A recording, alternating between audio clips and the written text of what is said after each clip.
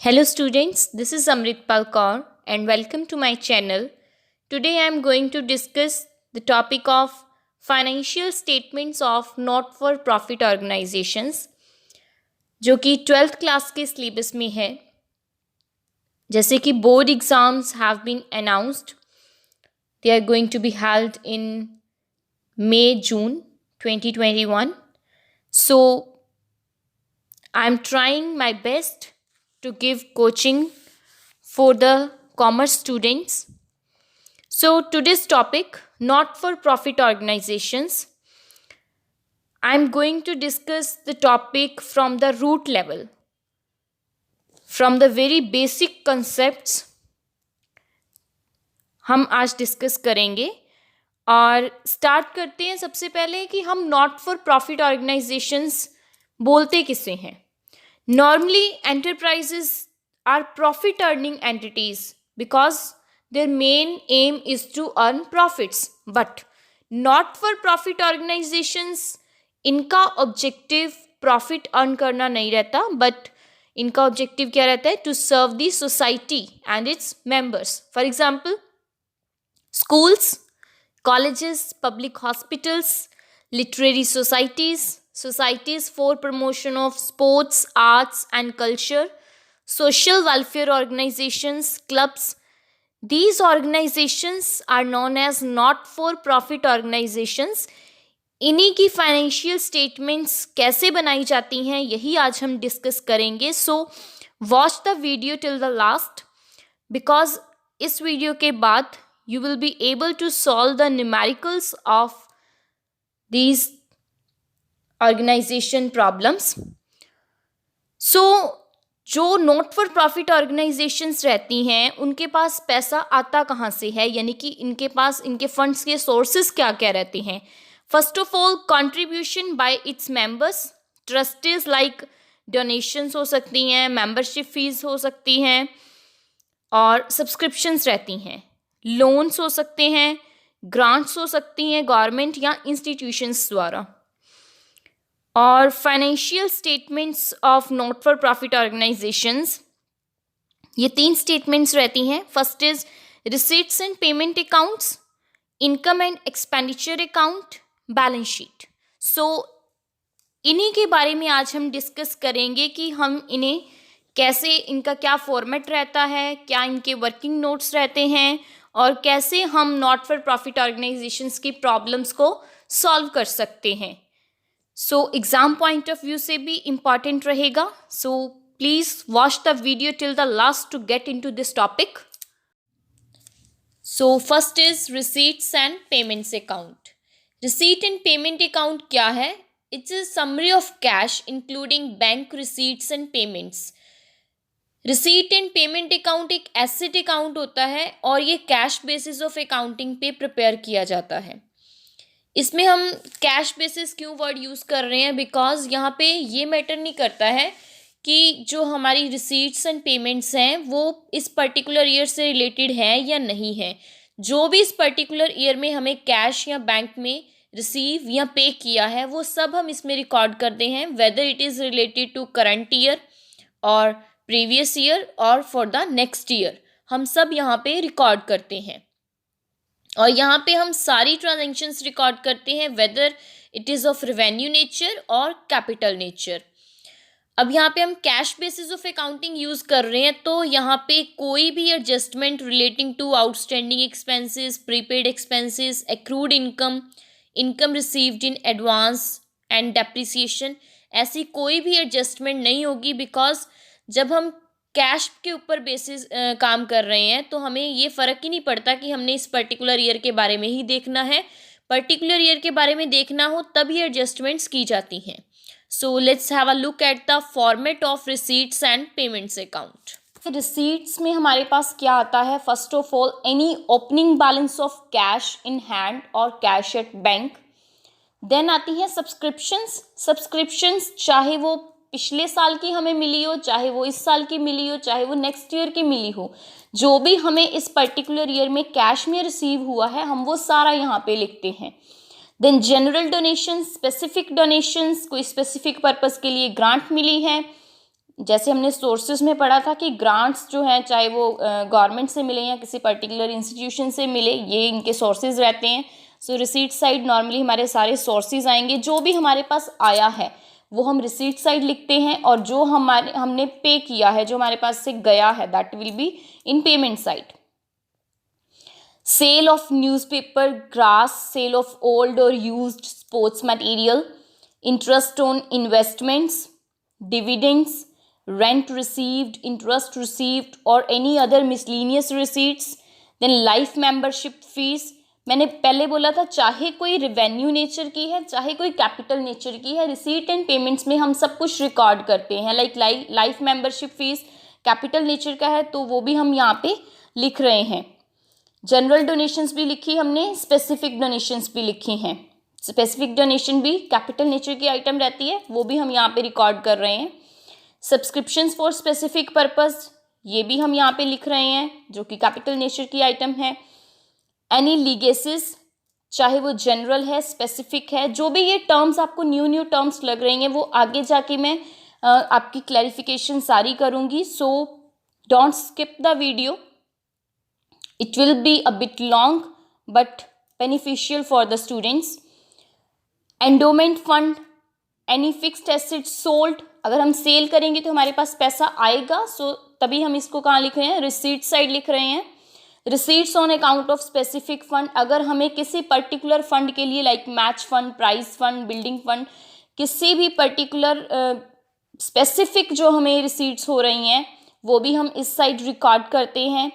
And में अगर हमारे पास कोई बैंक ओवरड्राफ्ट का बैलेंस है वो हम रिसीट साइड लिखेंगे। देन बैलेंस पेमेंट साइड, अगर कोई ओपनिंग बैलेंस रहता है बैंक ओवरड्राफ्ट का तो वो पेमेंट साइड शो करेंगे, अगर कोई क्लोजिंग बैलेंस रहता है that will be recorded in receipt side, payment side. और जो हमारी रेवेन्यू पेमेंट्स हैं चाहे वो कैपिटल पेमेंट्स है, हम सारी यहाँ पे रिकॉर्ड करेंगे रिसीट एंड पेमेंट्स अकाउंट में।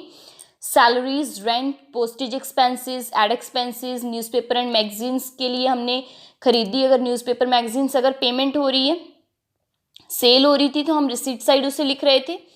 ये रेवेन्यू नेचर की ही आइटम है newspapers and magazines. Repairs, audit fees, maintenance expenses by insurance, honorarium, municipal taxes, prize distributed, office expenses, expenses on show और एनी अदर मिसलेनियस पेमेंट। अगर हमने कोई fixed asset purchase करी है, कैपिटल नेचर की आइटम है but we will record in receipt and payment account. मैं बार बार बोल रही हूँ कि यहाँ पे दोनों नेचर की आइटम्स आएंगी, चाहे वो कैपिटल नेचर की है चाहे वो रेवेन्यू नेचर की है। Sports equipments, investments, books, loan की अगर हमने कोई रिपेमेंट करी है, बिल्डिंग्स परचेज करी हैं, और any other closing balance if there of cash in hand and cash at bank, then it will be totalized. So that was receipt and payment account, जिसका फॉर्मेट मैंने अभी आपको बताया है। इसको अगर मैं समराइज करूं तो मैंने यहाँ पे सारी आइटम्स को रिकॉर्ड किया है, चाहे वो रिवेन्यू नेचर की थी चाहे वो कैपिटल नेचर की थी। जिनको रिवेन्यू और कैपिटल नेचर में डिफरेंस नहीं क्लियर हो रहा है, रेवेन्यू नेचर की आइटम्स वो रहती हैं जिनका बेनिफिट हमें या जैसे एक्सपेंसेस जिनका बेनिफिट हमें इसी पर्टिकुलर ईयर में मिल जाएगा, और capital nature that will go further for more than 1 year. So वो हम यहाँ पे रिकॉर्ड करते हैं, और हमें यहाँ पे कुछ मैटर नहीं करता कि हमारी किस ईयर से रिलेटेड है जो रिसीट्स और पेमेंट्स हम कर रहे हैं, किसी भी ईयर से रिलेटेड हो बट रिसीव या पेड इसी ईयर में हुई है तो हम इसी रिसीट एंड पेमेंट अकाउंट में लिखेंगे। कोई एडजस्टमेंट आउटस्टैंडिंग, प्रीपेड, एक्रूड और एडवांस इनकम की, डेप्रिसिएशन की इस अकाउंट में नहीं की जाएगी। I hope receipt and payment account का कंसेप्ट सभी स्टूडेंट्स को समझ आ गया होगा। अगर कुछ ना समझ आए you can comment and ask me. Next is income and expenditure account. जैसे प्रॉफिट ऑर्गेनाइजेशंस का मेन मोटिव रहता है टू अर्न प्रॉफिट्स, सो वो बनाते हैं profit and loss account. But जो नॉट फॉर प्रॉफिट ऑर्गेनाइजेशंस रहती हैं इनका मेन मोटिव प्रॉफिट अर्न करना नहीं है. So instead of making P&L account they prepare income and expenditure account. So income and expenditure account like जो profit and loss account है वो क्यों बनाया जाता है? टू डिटरमाइन प्रॉफिट और loss eight the end of the year.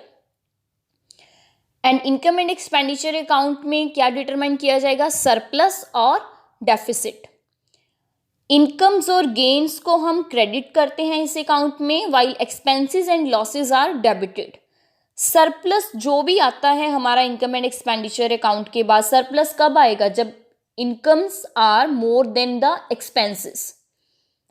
So surplus will be added to the capital fund in the closing balance sheet, whereas deficit is deducted from the capital fund. अब ये capital fund क्या है? capital fund, opening capital fund या तो हमें question में given रहता है, otherwise we can calculate opening balance of capital fund, जिसे कि हम general fund या corps fund भी बोल देते हैं. It is the excess of assets over liabilities in the beginning of the period. जैसे प्रॉफिट ऑर्गेनाइजेशन में capital plus liabilities is equal to asset रहता है, यहाँ पे नॉट फॉर प्रॉफिट ऑर्गेनाइजेशन में capital fund plus liabilities is equal to assets रहता है. I hope आपको कैपिटल फंड का कंसेप्ट यहाँ पे क्लियर हो रहा है. एंड जो इनकम एंड एक्सपेंडिचर अकाउंट है, it will be prepared on accrual basis of accounting. Accrual basis, जैसे कि रिसीट एंड पेमेंट अकाउंट इसके उल्ट था, कैश बेसिस पे था. Income and expenditure account accrual basis पे रहेगा. एक्रूअल बेसिस पे रहने का मतलब क्या है?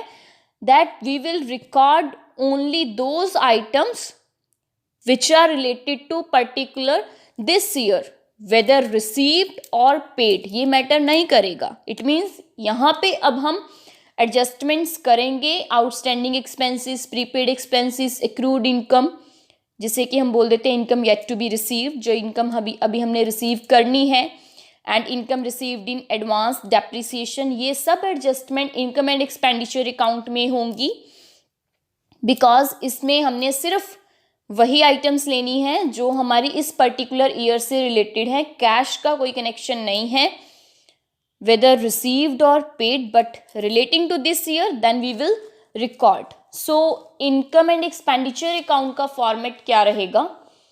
Expenditure and income, there will be two sides, expenditure debit side and income credit side. So expenditure side salaries, अब मैंने बोला था कि adjustments होंगी तो outstanding salary at the end of the year will be added, और अगर इन the beginning है दैट विल बी डिडक्टेड. ऐसा हम क्यों करते हैं? बिकॉज एट द एंड का मतलब क्या है? फॉर एग्जाम्पल हम 2019-20 के अकाउंट्स बना रहे हैं, तो 19-20 के एंड में 31 मार्च 2020 को हमें पता चलता है कि अभी हमने इतनी सैलरीज देनी है, इतनी दे चुके हैं, इतनी देनी है. तो उसका मतलब क्या है? Outstanding at the and. अगर वो देनी है इट मीन्स वो 2020 से रिलेटेड है, 19-20 ईयर से रिलेटेड है, तो देनी है, हमने कैश में पे नहीं करी, but relating to this year, so we will add. और इन द बिगनिंग में अगर कोई आउटस्टैंडिंग थी इट मीन्स वो लास्ट ईयर से रिलेटेड थी, इसलिए हमने उसको माइनस कर दिया. रेंट में भी सेम, अगर outstanding at the end, outstanding in the beginning कुछ गिवन होगा, that will be adjusted. Insurance premium prepaid है, that will be deducted. Prepaid का मतलब क्या होता है? जो हमने नेक्स्ट ईयर की इसी ईयर में पे कर दी है, प्रीपेड. इट मीन्स वो नेक्स्ट ईयर से रिलेट करती है, तो हम उसको क्या कर देंगे? डिडक्ट कर देंगे. अगर प्रीपेड एट द एंड होगी तो वो माइनस होगी, प्रीपेड इन द बिगिनिंग होगी, that will be added. Audit fees, printing and stationery, honorarium, telephone expenses, repairs, depreciation, loss on sale of fixed assets. इसका क्या मतलब रहता है? loss on sale of fixed asset, if any fixed asset is sold during the year, अगर किसी fixed asset की cell होती है किसी पर्टिकुलर ईयर में, तो हम डिफरेंस लेते हैं सेल वैल्यू का with the book value. Book value depreciation deduct करने के बाद आती है. सो जो सेल वैल्यू और बुक वैल्यू का डिफरेंस रहता है, अगर सेल वैल्यू ज़्यादा है देन गेन होगा, गेन है तो हमारा आएगा वो इनकम साइड, और अगर हमारी सेल वैल्यू कम है बुक वैल्यू से तो वहाँ पे आएगा लॉस, तो वो हम लिखते हैं expenditure side. Sports material used, जो भी टर्म्स जैसे यहाँ पे ऑनरेरियम आया है, स्पोर्ट्स मटेरियल यूज्ड आया है, ये हमने कैसे कैलकुलेट करना है, आगे सारी कैलकुलेशंस आएंगी, यहाँ पे मैं सिर्फ फॉर्मेट आपको बता रही हूँ। एंड इनकम साइड क्या आता है, फर्स्ट ऑफ ऑल सब्सक्रिप्शंस की पूरी कैलकुलेशन कैसे होती है वो भी आगे डिस्कस किया जाएगा। If you are getting my points, don't forget to like the video and share it with your friends so that कि सबको ये बेनिफिट मिल सके। सब्सक्रिप्शंस का मेन टॉपिक मैं आगे जाके भी बताऊंगी कि सब्सक्रिप्शंस क्या होती हैं, इसमें आउटस्टैंडिंग सब्सक्रिप्शन का क्या मतलब है, एडवांस सब्सक्रिप्शंस का क्या मतलब है, ये पूरा टॉपिक आगे जाके डिस्कस किया जाएगा। Then entrance fees, general donations, legacy donation अगर जनरल में है तो इनकम साइड आएगी। Sale of old newspapers, rent अगर हमें कोई रिसीव हुआ है that will be income of the organisation. Gain on sale of fixed assets जो मैंने अभी अभी आपको बताया, बाय एनी मिसलिनियस और सन्ड्री रिसीट्स। अगर अब हमारे फॉर्मेट के बाद अगर हम देखें, अगर हमारी इनकम साइड ज़्यादा है एक्सपेंडिचर से, देन आएगा surplus, means excess of income over expenditure. अगर एक्सपेंडिचर ज़्यादा है इनकम से, देन इस क्वेश्चन में क्या रहेगा फिर, deficit, excess of expenditure over income. Surplus और डेफिसिट एक ही चीज़ इनमें से एग्जिस्ट करेगी और ये रहता है हमारा balancing figure. So income and expenditure account में मेन चीज़ें मैंने आपको अभी बताई हैं, जो हमारी कैलकुलेशन वाली चीज़ है that will be discussed. Third जो हमारी फाइनेंशियल स्टेटमेंट रहती है, first was receipts and payment account, next is income and expenditure account, और थर्ड हमारी रहती है बैलेंस शीट। बैलेंस शीट आपने +1 में भी करा है। Balance sheet shows the financial position of an organisation as at a particular date. Financial position में हम क्या शो करेंगे, assets, liabilities and capital fund. Capital fund क्या रहता है, अगर हम ओपनिंग बैलेंस शीट में देखें capital fund opening capital fund कहलाता है। अगर क्लोजिंग बैलेंस शीट में देखें that will be closing capital fund. Opening capital fund कैसे कैलकुलेट करते हैं, ओपनिंग एसेट्स हमारी कितनी ज़्यादा हैं ओपनिंग लायबिलिटीज से, यानी कि excess of assets over liabilities in the beginning of the period, ये हमारा कहलाता है ओपनिंग कैपिटल फंड। तो अगर हम इसी कैपिटल फंड को क्लोजिंग में लेके जाते हैं और उसमें हम अपनी कैपिटलाइज्ड आइटम्स को ऐड करते हैं, लाइक लाइफ मेंबरशिप फीस आ गया हमारा, या और भी कुछ कैपिटलाइज होता है अगर किसी फंड में से। कुछ बातें अभी आपको थोड़ी अनजानी सी लग रही हैं, बट आगे जाके आपकी सारे डाउट्स क्लियर होने वाले हैं, जो भी आपको यहाँ पे पॉइंट्स दिख रहे हैं। और उसमें अभी मैंने बताया था जब इनकम एंड एक्सपेंडिचर अकाउंट का बता रही थी कि capital fund, opening capital fund में अगर हम सरप्लस है तो ऐड करते हैं, डेफिसिट है तो माइनस करते हैं, कहाँ जाके करते हैं, क्लोजिंग बैलेंस शीट में। So this was the topic of balance sheet. अब बैलेंस शीट में हमारा फॉर्मेट क्या रहता है, बैलेंस शीट के फॉर्मेट एक्चुअली सेम ही रहता है जो हमारी प्रॉफिट ऑर्गेनाइजेशंस का रहता है, बट कुछ आइटम्स जो हैं वो न्यू हैं, तो वो हम ट्रीट कैसे करते हैं। First of all balance sheet as at particular date बनती है। इसमें 2 साइड्स रहती हैं, liabilities and assets. Liability side हमारी स्टार्ट होती है कैपिटल फंड, जनरल फंड भी उसको बोल देते हैं, कॉर्प्स फंड भी बोल देते हैं। इसके ओपनिंग बैलेंस में हम सरप्लस या डेफिसिट जो भी रहता है, सरप्लस है तो ऐड करते हैं, डेफिसिट है तो माइनस करते हैं, और इसमें हम कुछ जो कैपिटलाइज किया है उसमें उसको भी ऐड अप करते हैं। देन हमारे कुछ स्पेसिफिक फंड्स रहते हैं, जो फंड बेस्ड अकाउंटिंग हमारा नेक्स्ट टॉपिक आएगा, उसमें मैं आपको समझाऊंगी भी। कुछ पर्टिकुलर फंड्स रहते हैं like building fund, sports fund, इनके ट्रीटमेंट्स करने हैं। देन हमारी करंट लायबिलिटीज़ हैं लाइक आउटस्टैंडिंग एक्सपेंसेस, अगर फॉर एग्जांपल आउटस्टैंडिंग सैलरीज हैं, आउटस्टैंडिंग रेंट है, और हमारे कुछ अदर चार्जेस भी हो सकते हैं आउटस्टैंडिंग। देन लायबिलिटी साइड एक और चीज़ आती है, सब्सक्रिप्शन रिसीव्ड इन एडवांस। अब ये क्यों आती है, जब आप सब्सक्रिप्शन का टॉपिक करेंगे तभी आपको समझ में आएगा। एसेट साइड हमारी एसेट्स रहती हैं, जैसे कि हमारी प्रॉफिट ऑर्गेनाइजेशंस लिखती हैं। बिल्डिंग है, उसमें अगर कोई न्यू परचेजेस करे हैं, डेप्रिसिएशन करी है तो वो माइनस होगी, न्यू परचेजेस हैं तो एडअप होगी। अगर सेल कर दी है तो वो भी हमारी माइनस होगी। फर्नीचर है, करंट एसेट्स में अभी जो हमें इनकम रिसीव होनी है, जिसे हम बोल देते हैं आउटस्टैंडिंग सब्सक्रिप्शंस। सब्सक्रिप्शन एक तरह की इनकम है जो हमें रिसीव होनी है। आउटस्टैंडिंग सब्सक्रिप्शन वो हम एसेट साइड लिखते हैं, जो एडवांस में रिसीव होगी थी वो हमने लायबिलिटी साइड लिखी थी इनकम।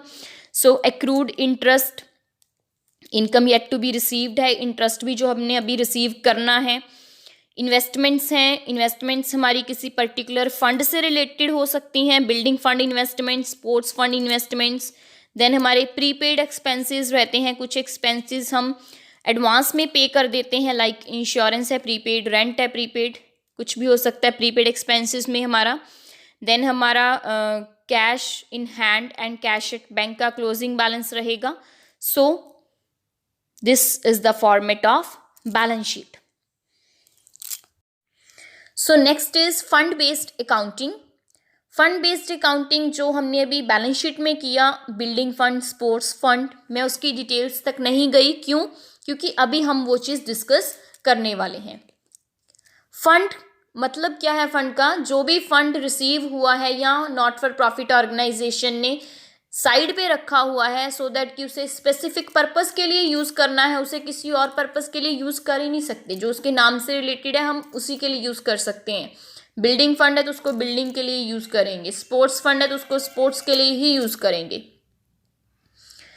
और इनकी अब हम अकाउंटिंग कैसे करते हैं, क्योंकि जो नॉट फॉर प्रॉफिट ऑर्गेनाइजेशंस होती हैं ये एक सेपरेट बैंक अकाउंट रखती हैं हर एक फंड के लिए। जो भी इनको डोनेशंस मिलती हैं इस फंड के लिए वो इस फंड में क्रेडिट कर देती हैं। और अगर कोई इस फंड की उन्होंने इन्वेस्टमेंट करी, जैसे हमने अभी बैलेंस शीट में पढ़ा था ना, building fund investments, sports fund investments, अब इतना सारा पैसा वो तब तक ऐसे तो रख नहीं सकते जब तक उससे एक्सपेंसेस ना हो। सो वो उस पैसे को कहीं ना कहीं इन्वेस्ट कर देते हैं। तो जो इन्वेस्टमेंट करने के बाद उन्हें इनकम आती है वो भी इस फंड अकाउंट में क्रेडिट होती है, और जो इसमें से वो खर्चा करते हैं दैट विल बी डेबिटेड। तो हर एक का सेपरेट हेड रहता है यहाँ पे फंड का। कैसे हम उसको कैलकुलेट करते हैं, कहाँ कहाँ हम उसे शो करते हैं, ये हम एक एग्जाम्पल से समझते हैं। फॉर एग्जाम्पल मैंने 2 एग्जाम्पल लिए हैं, दोनों एग्जाम्पल में क्या ट्रीटमेंट रहेगा। फर्स्ट देखते हैं प्राइज फंड। ओपनिंग बैलेंस है 2 लाख, डोनेशंस मिली हमें फर्दर इसी फंड से रिलेटेड 15,000, और हमने इसमें से कुछ इन्वेस्टमेंट करी हुई थी बाहर, सो उस पे से हमें इंटरेस्ट मिल गया 7,000। देन हमारे पास टोटल हो गया 2,22,000, और उसमें से हम प्राइस डिस्ट्रीब्यूट कर चुके हैं इस ईयर, मतलब एक्सपेंसेस हो गए हैं 20,000 के। सो बैलेंस हमारे पास क्या रह गया 2,02,000, मतलब अभी भी हमारा इस फंड में बैलेंस बचा हुआ है, हमने पूरा खर्चा नहीं किया। सो अब हम इसको कहाँ शो करते हैं, in the liability side of the balance sheet, because ये एक पर्टिकुलर फंड है और हमने अभी इसमें से खर्चा करना है। ऑन द रिवर्स साइड अगर हमारा ओपनिंग बैलेंस 2 लाख है, डोनेशंस भी हमें मिल गई 15,000, और हमने इन्वेस्टमेंट करी थी उसके ऊपर हमें इंटरेस्ट भी मिल गया 7,000, 2,22,000 रह गया। और इस ईयर हमने प्राइजेस जो हैं वो 2,25,000 के डिस्ट्रीब्यूट कर दिए। तो अब यहाँ पे हमारा खर्चा ज़्यादा हो गया है। सो खर्चा कितना ज़्यादा हुआ है 3,000। अब ये जो हमारी एक्सपेंडिचर हुआ है 3,000 का एक्सेस हो गया है हमारे फंड से। सो अब हम इसको कहाँ शो करेंगे, in the debit side of income and expenditure account, मतलब एक्सपेंडिचर साइड हम इसको लिखेंगे। सो दोनों में आपको जो डिफरेंस है वो क्लियर हो गया होगा कि जब हमारे एक्सपेंसेस जो हैं वो फंड से एक्सेस हो जाएं तो वो जो भी डिफरेंस रहता है एक्सपेंसेस का हम उसको एज एन एक्सपेंस शो करते हैं इनकम एंड एक्सपेंडिचर अकाउंट में। और अगर हमारे फंड में बैलेंस बचा हुआ है तो हम उस बैलेंस को लायबिलिटी साइड लिखते हैं बैलेंस शीट में। Next topic is accounting of asset created out of specific fund. अभी हम स्पेसिफिक फंड्स की ही बात कर रहे हैं कि फॉर एग्जांपल हमें बिल्डिंग फंड जो है हमारे पास है, बिल्डिंग फंड का बैलेंस, और उसी फंड से हमने कोई बिल्डिंग बना ली है, तब हम क्या करेंगे। तो हमने एक एसेट क्रिएट करी है, तो एसेट जो भी क्रिएट हुई है हमारी, it will be shown in asset side, in progress है जो। और दूसरी साइड लायबिलिटी साइड में इसका क्या ट्रीटमेंट रहता है, जो भी हमने इस एसेट को क्रिएट करने में अमाउंट स्पेंड किया है, फर्स्ट ऑफ ऑल हम उसे कैपिटल फंड में ऐड कर देंगे। कैपिटल फंड में क्यों ऐड करेंगे? बिकॉज हमने इतना पैसा कैपिटलाइज कर लिया है, हमने बिल्डिंग बना ली है, तो जो बिल्डिंग बनी है हमारी एसेट साइड, तो इट मीन्स हमारा वो पैसा कैपिटलाइज हो गया है कैपिटल फंड में। सो हम उतने पैसे से अपने कैपिटल फंड को इंक्रीज कर देंगे, और जो स्पेसिफिक फंड है, फॉर एग्जांपल जो बिल्डिंग फंड था, उसमें से ये पैसा डिडक्ट हो जाएगा, क्योंकि अब ये पैसा वहाँ का नहीं रहा, ये कैपिटल फंड में ट्रांसफर हो गया है। नाउ टाइप्स ऑफ फंड्स हमारे किस किस टाइप्स के अवेलेबल रहते हैं यहाँ पे। फर्स्ट इज अनरिस्ट्रिक्टेड फंड, जिसे हम जनरल फंड बोल देते हैं, या कैपिटल फंड भी बोल देते हैं, या कॉर्प्स फंड भी बोल देते हैं। अनरिस्ट्रिक्टेड फंड का इसके नाम से क्लियर हो रहा है कि जो रिस्ट्रिक्ट नहीं है, जिसके ऊपर कोई रिस्ट्रिक्शन नहीं है। हम इस जो अमाउंट को है वो किसी स्पेसिफिक पर्पस के लिए यहाँ पे मेंशन नहीं है, तो हम इस फंड को जो भी हमें एप्रोप्रिएट लगेगा वे उसमें यूज़ कर सकते हैं। एप्रोप्रिएट वे का मतलब क्या है कि जिस काम के लिए ऑर्गेनाइजेशन बनी है उसमें से कोई भी हम पर्पस के लिए इसे यूज़ कर सकते हैं। ये वही फंड है हमारा जनरल फंड या कैपिटल फंड, जिसमें हम सरप्लस ऐड करते हैं, अगर डेफिसिट हो तो वो माइनस करते हैं। नेक्स्ट हमारे हैं रिस्ट्रिक्टेड फंड्स। रिस्ट्रिक्टेड फंड्स वो रहते हैं जिनके ऊपर रिस्ट्रिक्शंस लगी होती है, जो डोनर जो है वो स्पेसिफिकली कह देता है कि आप इस फंड को इसी पर्टिकुलर पर्पस के लिए यूज़ करोगे, तो वो उसी पर्टिकुलर पर्पस के लिए ही यूज़ होते हैं, जिसकी हमने अभी फंड बेस्ड अकाउंटिंग भी करी थी। इसके एग्जाम्पल हैं government grant, endowment fund, annuity fund, loan fund, prize fund, sports fund. So first इसमें है गवर्नमेंट ग्रांट।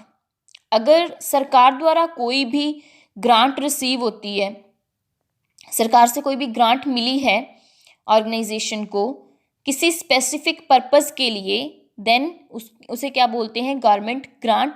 सो इसका भी जो अकाउंटिंग ट्रीटमेंट है वो फंड बेस्ड अकाउंटिंग की तरह ही रहेगा। Next is endowment fund. Endowment fund वो होता है जो फॉर एग्जांपल किसी ने डोनेशन करी है, किसी डोनर ने, उसने बोला है कि अगर आप इस डोनेशन को कहीं भी इन्वेस्ट करते हो, जो उसकी इनकम होगी वो आप किसी स्पेसिफाइड पर्पस के लिए ही यूज़ करोगे। जिसकी जो भी इनकम होगी उस फंड से, उसको किसी स्पेसिफिक पर्पस के लिए यूज़ करने की कंडीशन रख दी जाती है एंडोमेंट फंड में। इसका भी ट्रीटमेंट वैसे ही रहता है। एन्युटी फंड जो है, एन्युटी फंड का मतलब क्या रहता है यहाँ पे कि ऑर्गेनाइजेशन को, जो एनपीओ है हमारी, नॉट फॉर प्रॉफिट ऑर्गेनाइजेशन है, इसे कोई एसेट रिसीव हुई है किसी डोनर से, लेकिन कंडीशन रख दी उस डोनर ने कि आप इस एसेट के बदले पीरियोडिकली, मतलब वो एनुअली रहता है जो मेन रहता है, पीरियोडिकली आप इस एसेट के बदले कुछ स्पेसिफाइड अमाउंट किसी डेजिग्नेटेड जो बेनिफिशियरी है या बेनिफिशरीज हैं उनको पे करोगे। सो एन्युटी एक तरह से फिक्स्ड एनुअल पेमेंट रहती है, जो या तो पूरे टाइम के लिए, मतलब जिस बेनिफिशियरी का नाम है उसकी पूरी लाइफ टाइम तक चलती है, या फिर डोनर ने कोई टाइम स्पेसिफाई किया होता है। और इस एन्युटी फंड की पेमेंट करते करते, मतलब जब तक वो पेमेंट करता है उसके बाद ये ऑर्गेनाइजेशन की क्या बन जाती है? प्रॉपर्टी बन जाती है। Loan fund. लोन फंड एक ऐसा फंड रहता है जो जिसपे की रहता है कि आप किसी स्पेसिफिक पर्पस के लिए ही इस फंड को यूज कर सकते हो टू ग्रांट लोन्स, लोन देने के लिए। फॉर एग्जांपल अगर स्कूल को कोई लोन फंड मिला है और स्कूल को बोला गया है कि आप इस लोन को, मतलब इस लोन फंड को यूज कर सकते हो किसी बच्चे को आगे हायर स्टडीज के लिए लोन देने के लिए, वो कॉलेज को भी मिल सकता है। Then fixed asset fund. Fixed asset fund जिसके साथ जुड़ जाती है कोई फिक्स्ड एसेट, मींस इस फंड के साथ या तो किसी इन्वेस्टमेंट होती है इन फिक्स्ड एसेट्स, या कोई ऑलरेडी फिक्स्ड एसेट में इन्वेस्टमेंट हो चुकी होती है। फॉर एग्जांपल बिल्डिंग फंड, जो मैंने अभी आपको एग्जांपल करवाया था, accounting of asset created out of specific fund में। प्राइज फंड, जो मेन इसके नाम से क्लियर हो रहा है, इस फंड को सेटअप किया जाता है to use for distribution as prizes for the welfare of the, मतलब जिन्होंने वेलफेयर ऑफ द सोसाइटी के लिए कुछ कंट्रीब्यूट किया है उन्हें प्राइजेस जो दिए जाते हैं वो इस फंड में से दिए जाते हैं। सो अभी हमने मेन डिस्कस जो किया है अकाउंटिंग, जो भी हम आगे करने वाले हैं। अब हम डिस्कस करेंगे इनकम एंड एक्सपेंडिचर अकाउंट की कुछ आइटम्स रहती हैं, उनका हमने अकाउंटिंग ट्रीटमेंट कैसे करना है।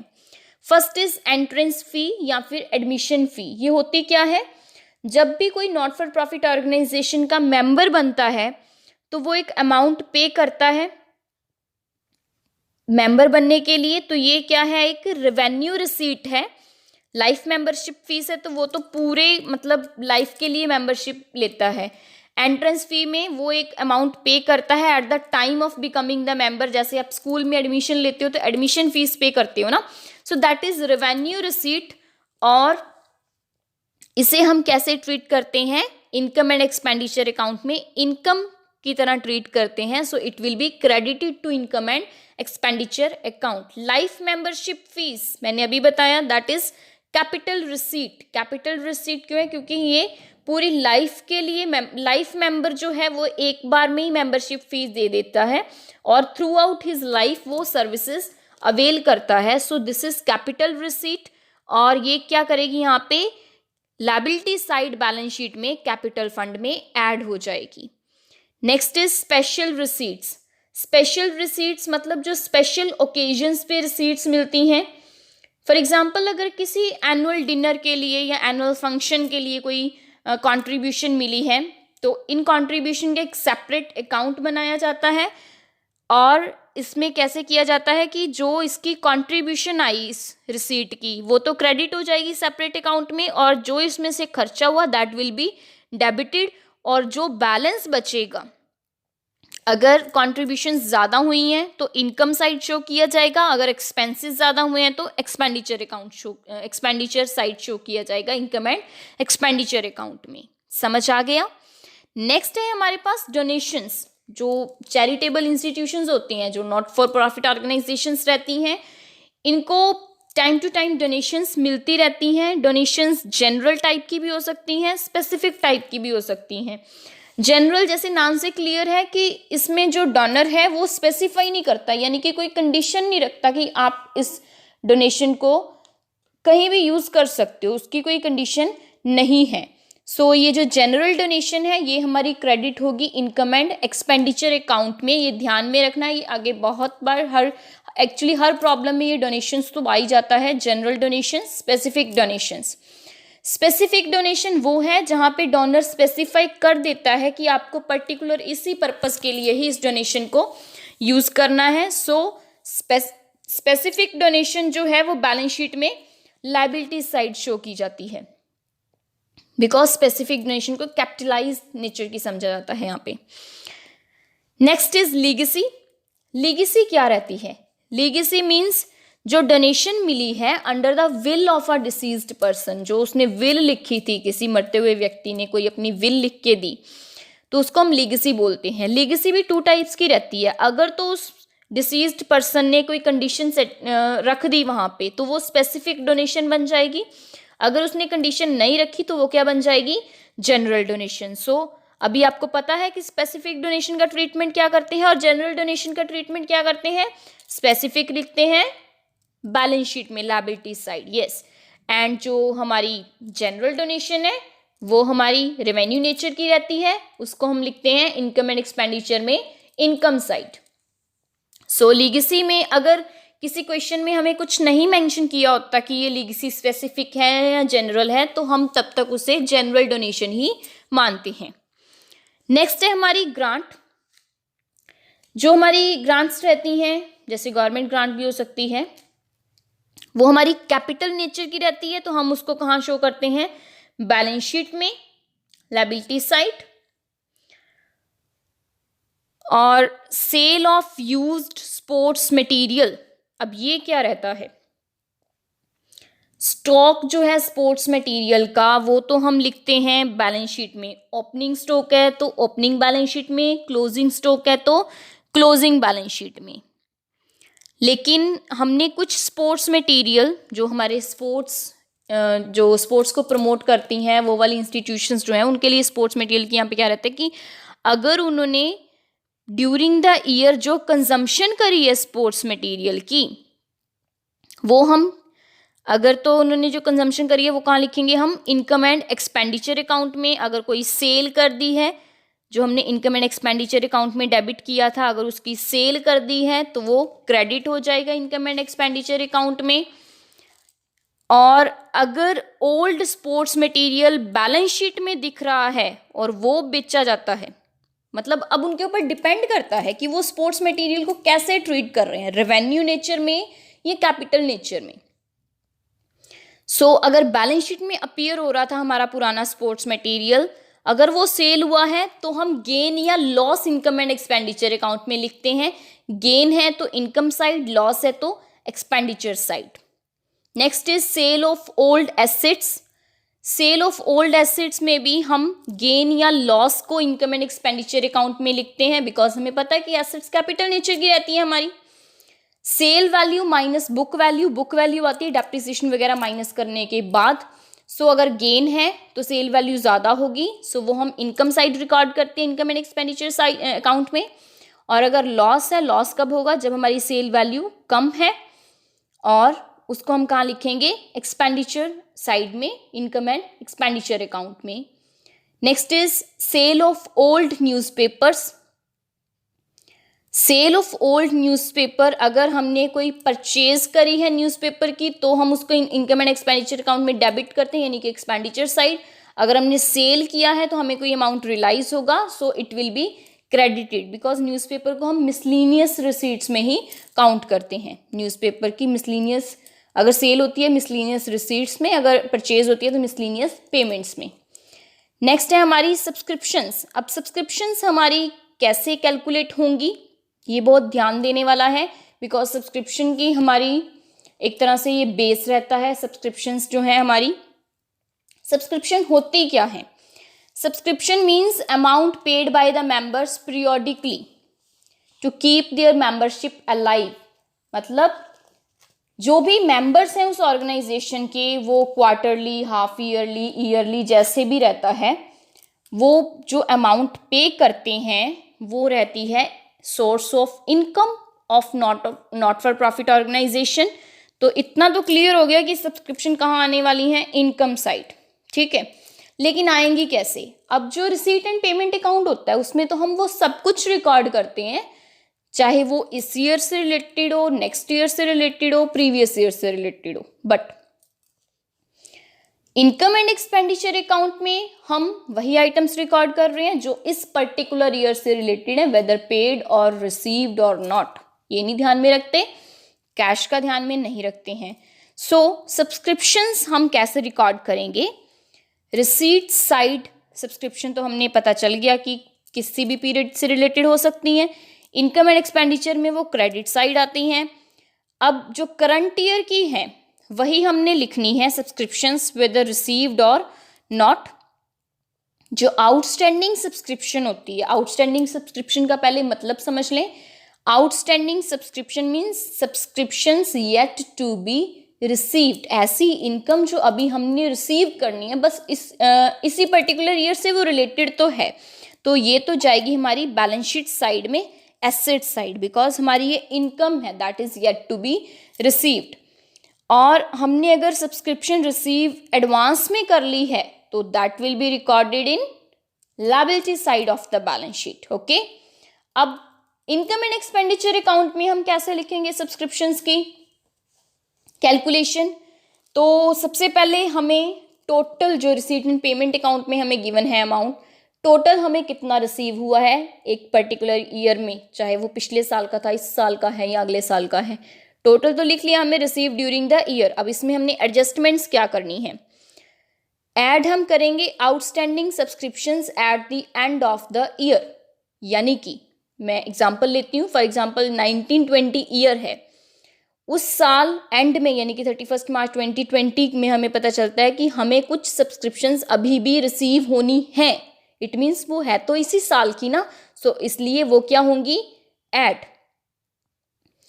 और subscription received in advance in the beginning of the year.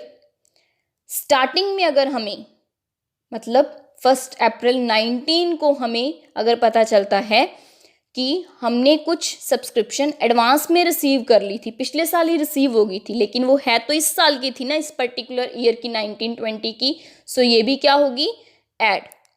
अब माइनस क्या होगा इसमें से, इसका ऑपोजिट, मतलब outstanding subscriptions in the beginning of the year, साल की स्टार्टिंग में जो आउटस्टैंडिंग सब्सक्रिप्शंस थी, यानी कि जो पिछले साल की है, मतलब इस साल हमें रिसीव होंगी है तो वो पिछले साल की, तो इसलिए वो क्या होगी, minus subscription received in advance at the end of the year. And में हमें एडवांस में जो रिसीव हुई है, इट मीन्स वो हमारे नेक्स्ट ईयर से रिलेटेड है, इसलिए ये भी क्या हो जाएगी, minus. So net amount will be shown in income and expenditure account. कहाँ शो करेंगे, इनकम साइड। सब्सक्रिप्शन की कैलकुलेशन आई थिंक सबको अंडरस्टैंड हो गई होगी। और इसमें मैं एक छोटी सी बात और बता दूं, अगर किसी क्वेश्चन में हमें मेंबर्स का नंबर गिवन होता है और उनकी एनुअल सब्सक्रिप्शन गिवन होती है कि पर्टिकुलर इतनी सब्सक्रिप्शन हर एक मेंबर दे रहा है, तो वहाँ पे हमारा इनकम एंड एक्सपेंडिचर अकाउंट में सब्सक्रिप्शन का अमाउंट बहुत ईजिली निकल आता है। वो कैसे, number of members multiply by annual subscription of each member. वहाँ पे हमें ये सारी एडजस्टमेंट्स करने की ज़रूरत नहीं पड़ती इनकम एंड एक्सपेंडिचर अकाउंट के लिए। नेक्स्ट हमारा है आइटम जो है इनकम एंड एक्सपेंडिचर की, दैट इज ऑनरेरियम। ऑनरेरियम क्या रहता है, फर्स्ट ऑफ ऑल ये रेवेन्यू नेचर का है। इट मीन्स ऑनरेरियम एक पेमेंट रहती है। किसको पेमेंट कर रहे हैं हम, किसी एक ऐसे पर्सन को जिसने अपनी इच्छा मुताबिक हमें कोई सर्विस दी है। वो नॉर्मली मतलब कोई फीस भी चार्ज कर सकता था, बट उसने फीस नहीं चार्ज करी, उसने अपनी इच्छा से हमें कोई सर्विस दी है, तो हम उसको एज अ टोकन एक पेमेंट करते हैं जिसको बोलते हैं ऑनरेरियम। फॉर एग्जाम्पल, अगर कोई गेस्ट टीचर आके लेक्चर देता है तो जो भी स्कूल या कॉलेज द्वारा उसे पेमेंट की जाती है वो कहलाता है ऑनरेरियम। अब रोज रोज तो ऐसा होता नहीं है, ये किसी एक पर्टिकुलर मंथ के लिए भी हो सकता है, एक पर्टिकुलर डे के लिए भी लेक्चर हो सकता है। So this is a type of revenue expense. So ये क्या होगा, रेवेन्यू नेचर का है तो इनकम एंड एक्सपेंडिचर अकाउंट में जाएगा, एक्सपेंडिचर है तो डेबिट होगा, एक्सपेंडिचर साइड जाएगा। अब बाकी revenue expenses like wages, salaries, rent, printing and stationery, insurance, advertisement, ये सारे हम इनकम एंड एक्सपेंडिचर अकाउंट में डेबिट साइड लिखते हैं। इनमें कोई आउटस्टैंडिंग होगा तो वो ऐड होगा, ठीक है, लाइक आउटस्टैंडिंग सैलरी है तो वो ऐड होगी हमारी। और रेवेन्यू रिसीट्स में हमारा क्या होगा, ये रेवेन्यू नेचर की इनकम है, like entrance fee, general donation. जो एग्जांपल है वो ध्यान से सुन ले, entrance fee, general donations, rent, subscription, interest on investment. लेकिन हमने यहाँ पे कौन सी इन्वेस्टमेंट का इंटरेस्ट नहीं लेना, स्पेसिफिक फंड इन्वेस्टमेंट का इंटरेस्ट नहीं लेना, क्योंकि वो उस पर्टिकुलर फंड में जाएगा। For example building fund investment है तो उसका ट्रीटमेंट बिल्डिंग फंड में होगा, लायबिलिटी साइड बैलेंस शीट में। बाकी कोई अदर इन्वेस्टमेंट है उसका इंटरेस्ट है तो वो रेवेन्यू रिसीट में आएगा ही आएगा। और ये कहाँ शो करेंगे, इनकम एंड एक्सपेंडिचर अकाउंट में, क्रेडिट साइड। तो इसमें भी आउटस्टैंडिंग प्रीपेड का हम जो ट्रीटमेंट है वो करते हैं, आउटस्टैंडिंग ऐड करते हैं, प्रीपेड माइनस करते हैं। Next capital expenditure. Capital expenditure नाम से क्लियर हो रहा है, कैपिटल नेचर का है, मतलब बैलेंस शीट में जाएगा। एक्सपेंडिचर कर रहे हैं जिसका बेनिफिट हमें 1 साल से ज़्यादा टर्म में मिलने वाला है, so it will be recorded in asset side of the balance sheet. Capital receipt है, for example any specific donation. General donation है वो रेवेन्यू रिसीट है, स्पेसिफिक डोनेशन है वो कैपिटल रिसीट है। सो कैपिटल रिसीट है, स्पेसिफिक डोनेशन हो सकती है, स्पेसिफिक लीगेसी डोनेशन हो सकती है। मैंने स्टार्टिंग में आपको बताया था जब मैं आइटम्स रिकॉर्ड यहाँ पे बता रही थी आपको, लीगेसी 2 टाइप्स की रहती है, जनरल एंड स्पेसिफिक। जनरल है तो हमारी कहाँ जाएगी, इनकम एंड एक्सपेंडिचर अकाउंट में। और हमारी अगर स्पेसिफिक है तो वो जाएगी बैलेंस शीट में। लाइफ मेंबरशिप फीस हमारी कैपिटल फंड में ऐड होती है, वो भी लायबिलिटी साइड होती है बैलेंस शीट में। सो कैपिटल रिसीट्स हमारी जितनी भी रहती हैं वो कहाँ रिकॉर्ड होंगी, liability side of the balance sheet. Next हमारा जो है आइटम जो रह गई है that is cost of goods consumed. Cost of goods consumed, इसको हम कैसे कैलकुलेट करेंगे? जो नॉट फॉर प्रॉफिट ऑर्गेनाइजेशन है इनके पास भी कुछ कंज्यूमेबल आइटम्स रहती हैं और ये उनको क्या करते हैं, कंज्यूम करते हैं। फॉर एग्जांपल स्टेशनरी ऑफिस में कंज्यूम होती है, मेडिसिन हॉस्पिटल में कंज्यूम होती हैं, स्पोर्ट्स मटेरियल स्पोर्ट्स क्लब द्वारा कंज्यूम होती हैं। सो इनका क्या अकाउंटिंग ट्रीटमेंट रहता है? फर्स्ट ऑफ ऑल अगर इनका ओपनिंग स्टॉक है ऐसी आइटम का तो वो ओपनिंग बैलेंस शीट में जाएगा, क्लोजिंग स्टॉक है ऐसी आइटम्स का वो क्लोजिंग बैलेंस शीट में जाएगा। बट अगर हमने कोई कंजम्पशन करी है ड्यूरिंग द ईयर तो वो कहाँ जाएगी? हमारी कंजम्पशन करी है इनकम एंड एक्सपेंडिचर अकाउंट में, एक्सपेंडिचर साइड जाएगी। लेकिन वो कंजम्पशन हमने कैलकुलेट कैसे करनी है? Opening stock of consumable items add purchases during the year minus closing stock of consumable items. ठीक है, तो जो हमारा बैलेंस बचेगा वो कहाँ जाएगा? इनकम एंड एक्सपेंडिचर अकाउंट में। लेकिन कुछ क्वेश्चंस में हमारे पास क्रेडिटर्स की टर्म्स भी आ जाएंगी कि हमने इन गुड्स को खरीदा तो हमारे कुछ क्रेडिटर्स भी रहे, तब वहाँ पे हमारी जो कंजम्पशन की कैलकुलेशन है उसमें हमें उन क्रेडिटर्स को भी लेना पड़ता है क्योंकि हमें अमाउंट ऑफ क्रेडिट परचेजेस नहीं पता चलता है। तो वो हम कैसे कैलकुलेट करते हैं? Opening creditors minus payments during the year minus closing creditors, so that will B credit purchases. So that was cost of goods consumed. So my dear students, I hope आपको अभी तक सारे कंसेप्ट्स क्लियर हो चुके होंगे। अगर नहीं हुए हैं, कोई भी कंसेप्ट में आपको प्रॉब्लम है, then you can comment in the comment box. अभी हम एक प्रॉब्लम डिस्कस करते हैं न्यूमेरिकल, जिससे कि आपके जो डाउट्स हैं वो और भी ज़्यादा क्लियर हो जाएंगे। So problem is, from the following receipts and payment account of Friends Club for the year ended 31st March 2020, prepare income and expenditure account for the year ended 31st March 2020 and balance sheet as at that date. हमें receipt and payment account given है, हमें क्या prepare करना है? Income and expenditure account along with balance sheet. So receipt and payment account में हम पढ़ते हैं कि हमारे पास क्या क्या चीज़ें हैं। Receipt side, first of all opening balance है हमारे पास, जो रिसीट साइड फर्स्ट गिवन है, cash in hand 1,41,300 to entrance fees 55,200। Entrance fee हमारी क्या थी यहाँ पे? हाँ जी, हमने पढ़ा था entrance fee that is of nature revenue. So ये हमारी क्या है? इनकम। एंट्रेंस फी क्या थी? एडमिशन फीस जो members at the time of admissions करते हैं। सो ये रेवेन्यू नेचर आइटम है, कहाँ आएगी? Income and expenditure account. Cash in hand हमारा ओपनिंग है तो ओपनिंग बैलेंस शीट में जाएगा।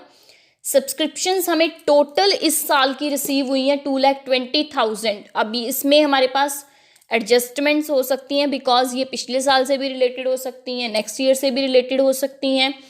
जनरल डोनेशंस हमारी कहाँ आती हैं? इनकम एंड एक्सपेंडिचर में, बिकॉज ये हमारी क्या है? रेवेन्यू नेचर है। लीगेसी डोनेशन, लीगेसी क्या थी हमारी? Will of deceased person. वो जनरल भी हो सकती है, स्पेसिफिक भी हो सकती है। तो अगर हमें इस क्वेश्चन में यहाँ पे तो कुछ मेंशन नहीं किया, अगर आगे कुछ मेंशन कर देते हैं कि ये स्पेसिफिक ही है, जनरल है, तो हमें पता चल जाएगा। अगर नहीं करते हैं तो it will be assumed as general donation. Interest receipt side है, मीन्स इनकम है। देन पेमेंट साइड है हमारे पास, सॉरी एक रह गया, सरप्लस फ्रॉम कल्चरल प्रोग्राम, ये भी हमारी इनकम है रेवेन्यू नेचर की। पेमेंट साइड है रेंट एंड टैक्सेस 86,100, सैलरीज हैं, ये दोनों हमारे जो हैं वो रेवेन्यू एक्सपेंसेस हैं। इलेक्ट्रिसिटी चार्जेस भी रेवेन्यू एक्सपेंसेस है, जनरल एक्सपेंसेस हैं, ये भी रेवेन्यू नेचर के हैं। बुक्स हमारी जो हैं इनका हमारे पास क्या रहता है? एसेट साइड ट्रीटमेंट रहता है, एसेट मानी जाती है। ऑफिस एक्सपेंसेस हैं, ये भी हमारे रेवेन्यू नेचर के हैं। इन्वेस्टमेंट है, कैपिटल नेचर की आइटम है। लास्ट में हमारे पास क्लोजिंग बैलेंस है, cash at bank, cash in hand, तो ये हमारा जाता है क्लोजिंग बैलेंस शीट में। एडिशनल इन्फॉर्मेशन हमें गिवन है, इन the beginning of the year the club had books of ₹3 lakh and furniture of ₹58,000। Beginning की है तो ये कहाँ जाएंगी, दोनों एसेट्स हैं हमारी, so it will be recorded in the balance sheet. कौन सी balance sheet, opening balance sheet. ऊपर हमें बुक्स गिवन थी पेमेंट साइड, इन बुक्स का क्या मतलब था कि हमारी स्टार्टिंग में तो बुक्स थी 3 लाख की, लेकिन हमने 2020 वाले ईयर में कितनी न्यू बुक्स परचेज कर ली, 31,200 की, ठीक है। तो हमारी एंड में ये वाली बुक्स भी ऐड हो जाएंगी 3 लाख में। सब्सक्रिप्शन एरियर्स ऑन 1 अप्रैल 19, यानी कि इन the beginning of the year, arrear का मतलब आउटस्टैंडिंग सब्सक्रिप्शन थी हमारी 6,000। तो ये जो आउटस्टैंडिंग सब्सक्रिप्शन है हमारी आउटस्टैंडिंग इन द बिगिनिंग है, मतलब पिछले साल की है ये, तो ये हम माइनस करेंगे। एंड 7,000 ऑन 31 मार्च 2020, 7,000 हमारी एट द एंड है आउटस्टैंडिंग, तो ये हम इसी साल की है, तो ये हमारी क्या हो जाएगी, ऐड हो जाएगी। रिसीव नहीं हुई है but relating to this year ना। ₹18,000 was due by way of rent in the beginning, due है मतलब आउटस्टैंडिंग है, रेंट बिगिनिंग में 18,000 है, as well as at the end of the year, year के एंड में भी कितना है 18,000 है, तो आउटस्टैंडिंग एट द एंड हमारा ऐड होगा 18,000 और आउटस्टैंडिंग इन द बिगिनिंग हमारा माइनस होगा। राइट ऑफ किस में होगा, रेंट में, और रेंट कहाँ आता है, इनकम एंड एक्सपेंडिचर अकाउंट में। Right of ₹5,000 from furniture and ₹30,000 from the books, तो ये राइट ऑफ का मतलब क्या है, डेप्रिसिएशन है फर्नीचर की 5,000 और बुक्स की 30,000। इनका ट्रीटमेंट हम क्लोजिंग बैलेंस शीट में भी करेंगे और कहाँ करेंगे, इनकम एंड एक्सपेंडिचर अकाउंट में भी डेप्रिसिएशन इतनी मेंशन करेंगे। सो फर्स्ट ऑफ ऑल हमारा फर्स्ट स्टेप क्या रहता है कि हमें इस क्वेश्चन में कैपिटल फंड नहीं था, तो हम सबसे पहले क्या बनाएंगे, ओपनिंग बैलेंस शीट। क्यों बनाएंगे, ओपनिंग कैपिटल फंड कैलकुलेट करने के लिए। सो फ्रेंड्स क्लब की balance sheet as at 1 April 2019, first of all asset side हमारा क्या आएगा, opening cash balance 1,41,300, outstanding subscription opening में हमारी, यानी कि जो स्टार्टिंग में हमारी आउटस्टैंडिंग सब्सक्रिप्शन थी, इनकम होती है सब्सक्रिप्शन आउटस्टैंडिंग अगर हो तो वो एसेट साइड लिखी जाएगी 6,000, बुक्स है 3 लाख की बिगिनिंग में, फर्नीचर है 58,000 का, ठीक है, और कुछ भी नहीं था ओपनिंग से रिलेटेड। यस, लायबिलिटी साइड हमारा था outstanding rent in the beginning, that was 18,000। So outstanding expenses हैं तो लायबिलिटी साइड आएगा। देन जो भी अब हमारा एसेट का एक्सेस रहेगा ओवर द लायबिलिटीज, इसको हम कहाँ रिकॉर्ड करते हैं, कैपिटल फंड में, यानी कि 5,05,300 minus 18,000, balancing figure 4,87,300, that is capital fund. अब इसी कैपिटल फंड को हम क्लोजिंग बैलेंस शीट में लेके जाएंगे और इसमें अपना सरप्लस अगर आता है या डेफिसिट आता है, सरप्लस आएगा तो प्लस होगा, डेफिसिट आएगा तो क्या होगा, माइनस। यस, सो स्टूडेंट्स मेरे साथ जुड़ने के लिए आपका बहुत बहुत थैंक्स, और आपको ये वीडियो बहुत ज़्यादा बेनिफिशियल रहेगी बिकॉज इसी वीडियो में आपका पूरा चैप्टर कवर हो रहा है। सो बोर्ड एग्जाम्स के लिए आपके लिए बहुत बेनिफिशियल रहेगा। अब इनकम एंड एक्सपेंडिचर अकाउंट हमारा नेक्स्ट रहता है।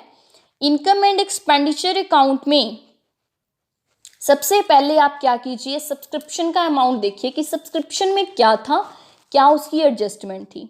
सब्सक्रिप्शन हमें रिसीट एंड पेमेंट अकाउंट में गिवन थी 2,20,000 की, ठीक है। आउटस्टैंडिंग एट द एंड हमारी जो होगी सब्सक्रिप्शन, मतलब वो इसी साल की आउटस्टैंडिंग है ना, एंड में है तो इनकम इसी साल की हमारी, लेकिन हमें अभी रिसीव नहीं हुई है 7,000, तो वो क्या होगी हमारी ऐड, और हमारी जो बिगिनिंग में आउटस्टैंडिंग थी यानी कि वो पिछले साल की आउटस्टैंडिंग थी, सो वो हमें इस साल मिल गई होगी 2,20,000 में, सो वो क्या हो जाएगी माइनस, ठीक है। बाकी हमारे पास इनकम साइड में क्या आएगा, एंट्रेंस फी जो हमारी रेवेन्यू नेचर की थी, जनरल डोनेशन हमारी रेवेन्यू नेचर की आइटम रहती है, लीगेसी डोनेशन का हमारे पास बाद में उन्होंने और कुछ भी मेंशन नहीं किया था कि ये लीगेसी डोनेशन उस पर्सन ने कुछ स्पेसिफाई किया या नहीं किया।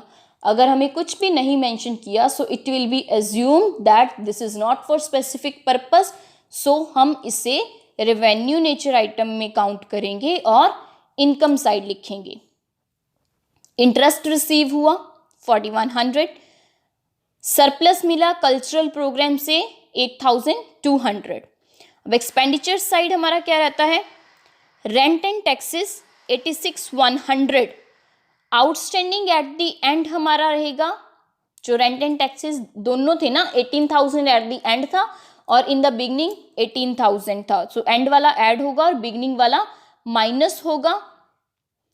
Salaries, electricity charges, general expenses, office expenses and depreciation लगी हमारी बुक्स पे और फर्नीचर पे 30,000, 5,000। फिर हम क्या करते हैं, टोटल करते हैं और टोटल करने से हमें पता चलता है कि हमारी इनकम साइड ज़्यादा है एक्सपेंडिचर से। अगर इनकम एक्सीड करती है that will B surplus, balancing figure. So surplus is 1,08,000। I hope आप मेरे साथ इस क्वेश्चन को सॉल्व कर रहे हैं। नेक्स्ट हमारा है closing balance sheet as at 31 March 2020। इसमें अब हम क्लोजिंग बैलेंस शीट में क्या रिकॉर्ड करते हैं, जो हमारी क्लोजिंग लायबिलिटीज या एसेट साइड हमारी आइटम्स रहती हैं। फर्स्ट ऑफ ऑल एसेट में हमारा क्लोजिंग बैलेंस था cash in hand and cash at bank का। इन्वेस्टमेंट्स रही हमारी, इन्वेस्टमेंट के साथ हमें स्पेसिफिकली कुछ भी मेंशन नहीं था बिकॉज कोई स्पेसिफिक फंड था ही नहीं इस क्वेश्चन में। अगर स्पेसिफिक फंड इन्वेस्टमेंट होती तो वो स्पेसिफिक फंड में ही हमारी जाती वहाँ पे, लेकिन इस क्वेश्चन में कुछ नहीं था। Books in the beginning 3 lakh, purchases, investment की जो इंटरेस्ट है वो हमारी स्पेसिफिक फंड में जाती है। स्पेसिफिक फंड इन्वेस्टमेंट जो है उनके ऊपर कोई स्पेसिफिक इंटरेस्ट मिलता है तो वो हम उस पर्टिकुलर फंड में ऐड करते हैं। इन्वेस्टमेंट हमारी यहीं आनी है। Books in the beginning 3 lakh थी, न्यू परचेजेस करी हमने बुक्स की इसी साल 31,200 की। डेप्रिसिएशन हमारी हुई 30,000 की, ठीक है, ये हमें क्वेश्चन में गिवन था। सो 3,01,000 बुक्स का हमारा बैलेंस बचेगा। फर्नीचर में भी कोई न्यू परचेजेस तो हुई नहीं इस साल, लेकिन डेप्रिसिएट हुआ है हमारा फर्नीचर 5,000 से 53,000 बैलेंस बचेगा फर्नीचर का। अब subscription outstanding in the end जो है हमारी वो आएगी हमारी asset side closing balance sheet में 7,000। जो बिगिनिंग वाली थी वो आई थी ओपनिंग में। देन कैपिटल फंड हमारा जो हमने ओपनिंग में कैलकुलेट किया था दैट इज 4,87,300। इसमें हम सरप्लस ऐड करेंगे 1,08,000। कोई भी लाइफ मेंबरशिप फीस नहीं है यहाँ पे, अगर होती तो हम वो भी यहाँ पे ऐड करते। कोई भी हमारी एसेट भी क्रिएट नहीं हुई है। एसेट कैसे क्रिएट होती है, हमारा तो कोई स्पेसिफिक एसेट फंड ही नहीं है इस क्वेश्चन में। अगर वो भी होता तो वो भी हम यहाँ पे ट्रांसफर करते अगर कोई एसेट क्रिएट होती स्पेसिफिक फंड से। मैं आपको वो सारी चीज़ें भी बता रही हूँ जहाँ पे जो जो आपकी पर्टिकुलर हो भी सकती हैं किसी अदर प्रॉब्लम में। Outstanding rent eight the and 18,000, outstanding rent 18,000 ही था, बिगिनिंग में भी उतना ही था और एंड में भी इतना था। बिगिनिंग में भी 18,000 लिखा और एंड में भी लिखा है। So total should be the same in every equation of closing balance sheet. 6,06,100 यहाँ पे हमारा आया है। So that was all about the financial statement of not for profit organization. Thanks for watching the video. Keep connecting with me and मेरी कोशिश रहेगी कि मैं बोर्ड एग्ज़ाम से पहले पहले आपको हर एक चैप्टर की रिवीजन वीडियो के थ्रू करवा दूं और day particular I will select the Sunday. So like, share and don't forget to subscribe my channel. Share the video with your friends so that every student get benefit from this video. Thank you.